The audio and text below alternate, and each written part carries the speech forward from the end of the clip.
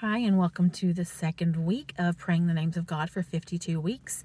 This week, the name of God we're going to focus on is El Roi, and there's only one time in Scripture where God is referred to in this way, and that is in Genesis 16 when Hagar gives God that name.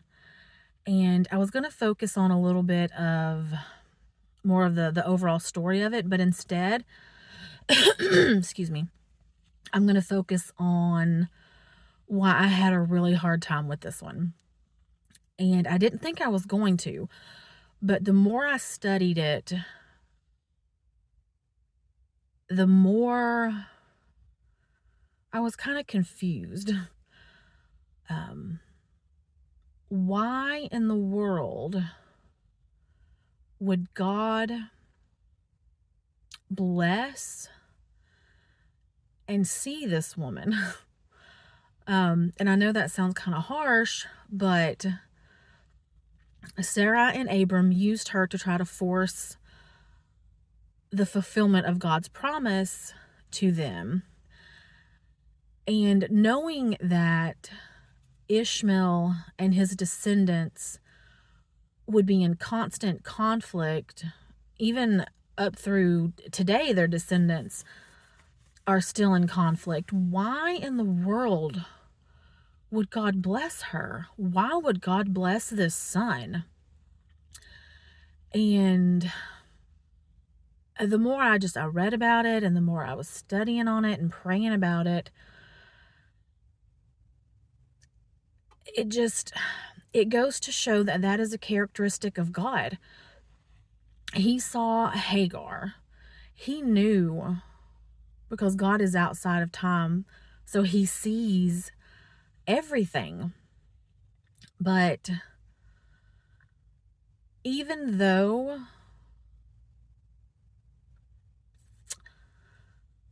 he knew what was going to happen to her, what she was going to have to go through, what her son and his descendants were going to have to go through, he still cared about her in that moment when she must have been feeling desperate to flee from from a home into an uncertain wilderness, being pregnant, and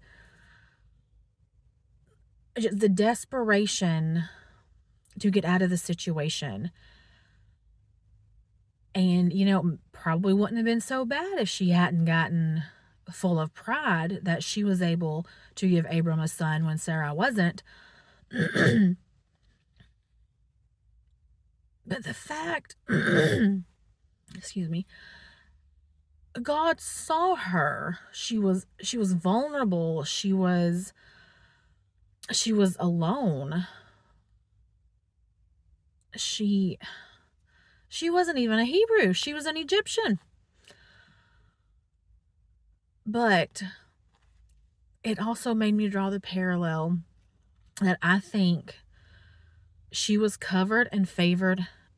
I mean, maybe not favored, but she was covered and blessed because of Abraham. Very similar to the way that we have been covered by Jesus.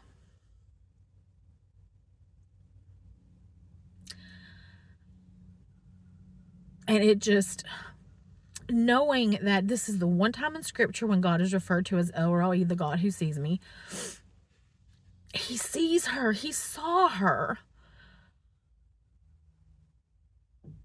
And I don't know. I don't even know how to put it into words. But why would he? I question that so much. Why? Why would God do that? And like I said earlier, that's just who God is. He is good. Even though this was not in his original plan, he still blessed her. He still blessed Ishmael. And, I wonder what kind of a life would they have led had there not been that blessing.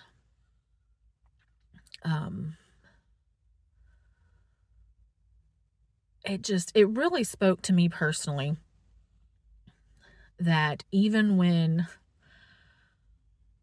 we make a mess of things, um, and maybe we try to run away, God still finds us. He sees us,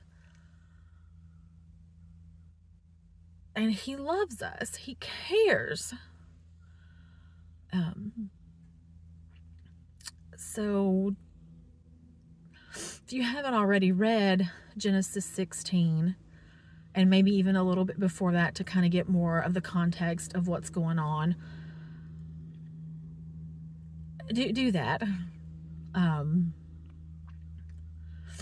keep in mind that it's more than just a fluffy, feel-good, oh, God sees me kind of a thing. He sees you in your despair, in your distress, in your hopelessness, in all of the junk that we sometimes get ourselves into. God sees, and He is the way of escape. He is the waymaker.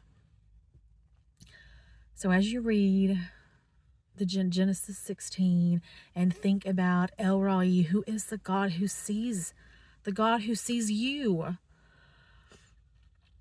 know that it's a very personal, intimate thing